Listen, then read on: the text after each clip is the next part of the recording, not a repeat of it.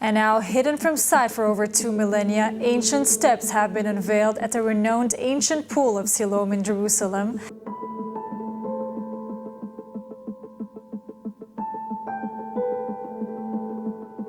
Some atheists went to explore the pool of Siloam in Jerusalem.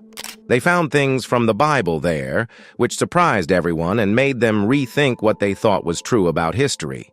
But how did these excavations manage to uncover mysteries spanning 2,700 years and tie in with religious narratives? In this video, we'll explore the fascinating discoveries at the pool of Siloam and how they challenge our understanding of history and faith. The old pool of Siloam in Jerusalem is super important. They dug it up, and it's a big deal in both the New and Old Testaments. You can read about it in the Bible, especially in John 9:11, where Jesus did something incredible. He healed a guy who couldn't see. That's not all. It's also mentioned in 2 Kings 20:20. That part talks about how King Hezekiah set up the water stuff in Jerusalem, and the pool of Siloam was a part of it. This place isn't just any pool, it's got stories in it. Imagine Jesus making a blind man see again, right there in that pool. And it's not just Jesus, it's linked to what King Hezekiah did long ago. This pool has seen some real action, and people talked about it in those old times, writing it all down in those ancient texts. For folks who follow the Bible, this spot is special. It's not just some random waterhole, it's where something incredible happened. A blind person getting their sight back just like that. That's the kind of stuff that went down at the pool of Siloam, and then there's the story of the king making plans for the water system of the whole city. It's amazing because these stories aren't just tales. They're real things that happened, documented in those old writings. People still talk about these stories because they show how important this pool was way back when. And finding it now, after all this time, brings those stories to life. It's like digging up a treasure chest full of memories and incredible events. So, yeah, this pool isn't just some old water place. It's a spot where miracles happened, where history was made. It's a piece of the past that people are still curious about today. Discovering it again is like unlocking a door to a time when incredible things happened right where that pool stands. They're digging up stuff that's been hiding for a long time, like 2,700 years. These guys are into finding out secrets from way back, things that connect to stories in religions and old buildings. They're not just using shovels and brushes, they're all high-tech about it. Imagine cool gadgets and gizmos, like in a sci-fi movie. But for digging up old stuff. These tools help them figure out how this ancient pool is linked to stories in the Bible and how smart the old folks were at building things. The folks leading this whole thing are the Israeli Antiquities Authority and the City of David Foundation. They're like the bosses of this cool project, making sure everything's going right. Their goal is big, to bring out these old stories and connect them to what's really there in the ground. It's like solving a massive puzzle from a super long time ago. And they're doing it with all this new technology to make sure they get the whole picture. This isn't just some regular dig, it's a big deal. They're not just looking for pots and pans. They're after the stories behind those ancient things, and they're using the best tools and smarts to do it. Finding these connections helps everyone understand how important this old pool really was. It's not just an ordinary pool, it's a part of history, with ties to stories people have been talking about for ages. And these folks are making sure we don't forget about it, bringing those old tales into our modern world. People from all over the world are coming to this special place, looking for something important. They're not tourists just visiting. They're here for something deep. They want to feel closer to what they believe in, to those stories they've been reading in their holy books. This spot is drawing these folks because it's not just any place. It's where things from those old stories happened. It's like they're coming to touch a piece of history, to be where something extraordinary once took place. And there's more to come. They're planning to dig up something called the Pilgrim's Road. For the Jewish folks, that's like a really big deal. This road is super special to them because it's tied to their history and beliefs. It's where their ancestors walked on their way to do religious stuff in the past. By uncovering this road, it's like finding a hidden treasure. People will get to see where those ancient pilgrims walked, connecting with their past in a real, tangible way. It's not just about reading stories, it's about walking where those stories actually happened. For those seeking connections to their faith and history, this place is a gold mine. It's not just about what's written, it's about feeling and experiencing those old stories in the very places they unfolded. That's why people are coming from all corners. They want to be part of this history and feel its significance in their lives. Before we continue, don't forget to like this video and subscribe to this channel, because here you'll always find great content. Like, there's a big fuss because of what's happening in a place called the Palestinian village of Siloam. This place is seeing some problems because of all the digging going on. It's not just about digging, it's causing trouble for the people living there.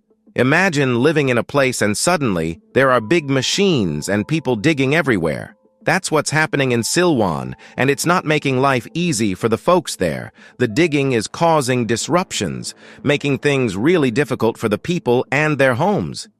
They're worried about their houses, their streets, basically, their whole neighborhood. The ones doing the digging are looking for something special, but it's making life tough for those who call Siloam home. They've got to fortify their houses because of all the digging underneath. It's like they're trying to protect their ceilings and make sure their homes don't fall apart. It's not just about the physical disruptions. It's also about how this digging affects the people who live there. They're facing a lot of changes because of all this, changes they didn't ask for and that aren't easy to handle.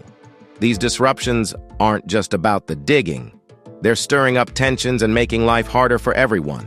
It's not a simple problem, it's a complex mess that's making things tough for the residents. And that's got a lot of people worried and upset about what's going on in Siloam. There's something incredible about these tunnels. They're like magic. They're called the Siloam tunnels, and they're seriously long, stretching out for about 533 meters. What's crazy about them is that they're not just tunnels, they're carved right through hard, solid rock. Can you believe that? A bunch of super smart folks from way back in time making these tunnels without any fancy machines? They had to plan every step and work together so carefully. It's like a giant puzzle they solved, but instead of pieces, it was a huge rock they had to carve through. It shows how smart these ancient people were. They didn't have cool tools like we do now, but they still managed to carve these tunnels perfectly through that tough rock. Just thinking about it makes you realize how much planning and teamwork went into making those tunnels. These tunnels aren't just about digging a hole, they're about showing off how skilled those old-time workers were. It's like they were ancient engineers, using all their brain power and skills to make something amazing. Seeing these tunnels today, it's like peeking into the past and admiring how clever those ancient folks were. They didn't have all the technology we have now, but they sure knew how to make something that stood the test of time. There's a big argument going on between two groups, the Israelis and the Palestinians. It's all about who's connected to this special place, and it's causing a lot of problems, especially with the digging they're doing.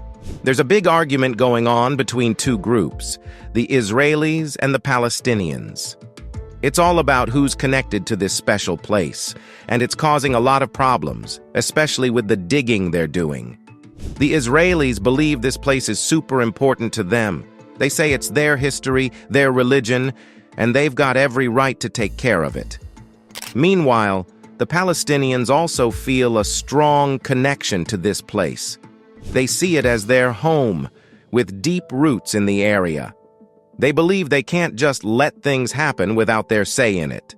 This argument isn't just about who's right or wrong, it's causing a lot of issues, especially when it comes to digging up old stuff. The digging is happening, but both sides are having a hard time agreeing on who gets to say what's right and what's wrong about it. They've talked about this issue a lot, even at big meetings with other countries involved. They've gone to the United Nations to ask for help and try to sort things out. But guess what? They still can't agree. It's not just a small disagreement, it's causing a lot of tension and making things hard for everyone involved in the digging and living there. They're debating about who gets to decide what's true and whose history matters more. And until they figure it out, things are pretty tangled up. This whole conflict isn't just about history, it's about who gets to control what happens in that place today and in the future. And with both sides sticking to their stories, it's making it tough to find a solution that works for everyone. This special place has links to stories about incredible things that happened a long time ago. People talk about how Jesus did some really amazing stuff right there, like performing miracles and feeding a whole bunch of folks. One of those stories is about Jesus making miracles happen. He healed a blind man right by that spot. Can you imagine someone who couldn't see suddenly being able to see again? That's the kind of thing people say happened there. Another big story is about Jesus feeding loads of people, like 5,000 of them, with just a little bit of food.